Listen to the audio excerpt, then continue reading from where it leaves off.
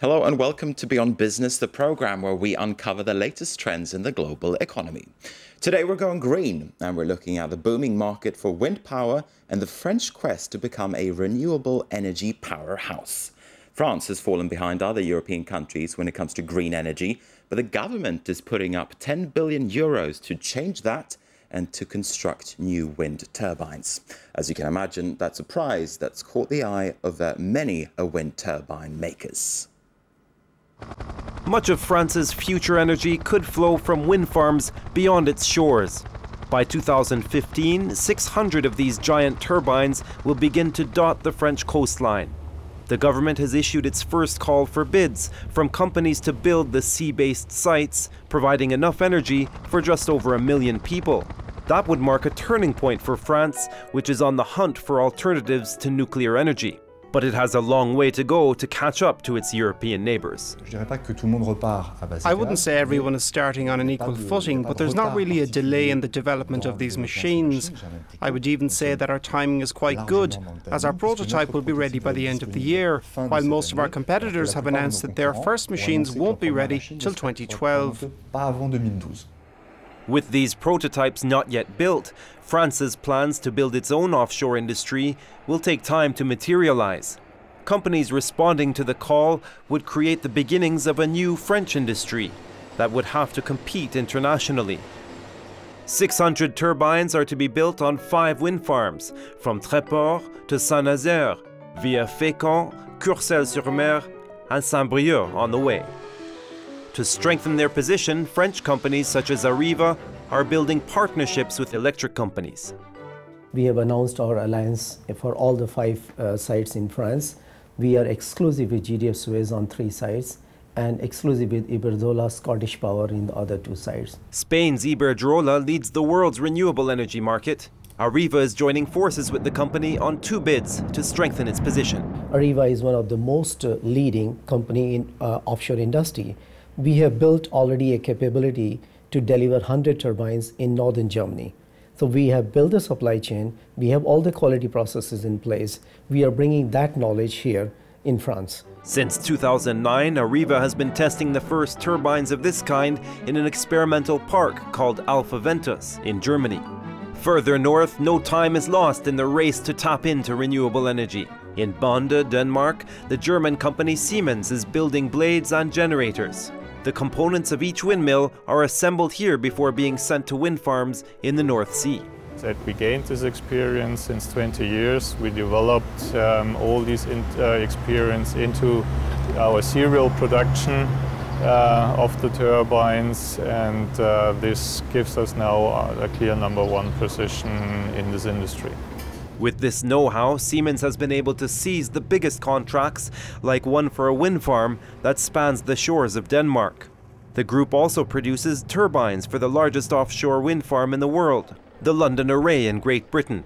So no surprise, perhaps, that Siemens is casting its glance over to France and preparing its own project proposals. We are also trying to line up, as I already mentioned, with the big French utilities, with consortium partners out of the civil branch and also in the electrical field.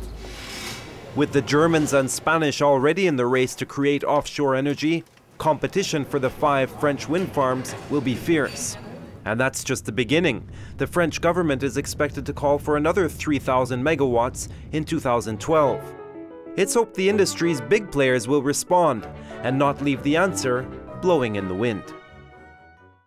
And joining us now for more on wind power is Georgina Grenon. She works as a renewable energy advisor and she's working with the French Economy and Environment Ministry on these issues. Welcome to France 24. Thank you.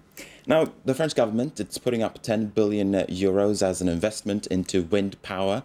How significant is that investment? Well, 10 billion euros, that is 5 parks. 3 gigawatts in terms of electricity. For the general public to understand, that represents about 3 nuclear power plants. Mm-hmm. But how does that compare, though, with other countries and their investments, those 10 billion euros? Well, actually, you have to see those 10 billion euros in the context of our, first of all, of our French objective for renewables. You know, we have an objective of 23% of all the electricity consumed to be sourced from renewable energies by 2020. So in that context, offshore wind power is just, say, a bit. It's just a portion. When you compare to other countries, you have to look, if you look at offshore wind and the objective they set for themselves, say, for example, the UK set for itself objectives, you know, beyond 30 gigawatts in 2020. Well, you know, we set for ourselves an objective of 6, right? But that doesn't mean our objectives are not ambitious when you look at the overall 23% of our consumption that we have. But when you look at it, though, it does seem as if France has fallen behind countries. You just mentioned the UK there, as well as Denmark, which currently gets around about 20% of its electricity from wind power. As I say, it seems that France certainly has fallen behind at this stage. Well, I don't think France has fallen totally behind. It depends on where you look at it, really. When you mention Denmark, I mean, they are leaders, of course, but mostly on the ground, you know, onshore wind. Same thing, you know, the UK is leading on the offshore wind power, but that is for the installed capacity. You also have to look at the supply chains. And France currently has a very strong supply chain that is already supplying all those fields that are built elsewhere, even though there is no big turbine manufacturer installed in the French soil. I would say our small and medium companies are providing the components that are helping the buildup of all those farms elsewhere. Now, the government has now asked all of these companies to come up with bids to build all these wind turbines. So what's the objective of this program? Is it to boost French industries? You just mentioned those small and medium-sized companies there. Is it to boost those small and medium-sized companies, or is it to boost up France's renewable energy resources? Well, first of all, is simply to comply with our own objectives that are written in the law, the Grenelle law, of having, you know, an amount of offshore wind power by 2020. That's the first objective. I would say a second objective is, of course, securing the supply of that electricity. You know, in total is the equivalent of 6 nuclear power plants. You know, it's not minor. And I would say a third is to support, you know, the industry, let's say European industry, into which our French players, you know, take a part. So nationality will play a role when France eventually chooses who will supply all of these wind turbines? Well, no, not really. I mean, what we need for our parks is a secured supply chain. So we want to be sure. But what does that mean? That basically means that you want to see those wind turbines built for sure. Absolutely. We have an objective. We have to attain it, right? So we want a secured supply chain to build our parks, to ensure that we will achieve our objectives. Whether that supply chain is going to be entirely built up in France, partially built up in France, or elsewhere, you know, is up to those participating on the bids to provide us with their choice. Let's look at the bigger picture here, though. Is this a good investment? At the moment, France gets most of its electricity from nuclear, and at the moment, it's a lot cheaper to produce a kilowatt hour using nuclear rather than wind turbines. As I say, is this really a sound investment at this stage? Well, you have to look, again, two things. First of all, we have an objective to do it, and that is to comply with a percentage of renewable energy, right?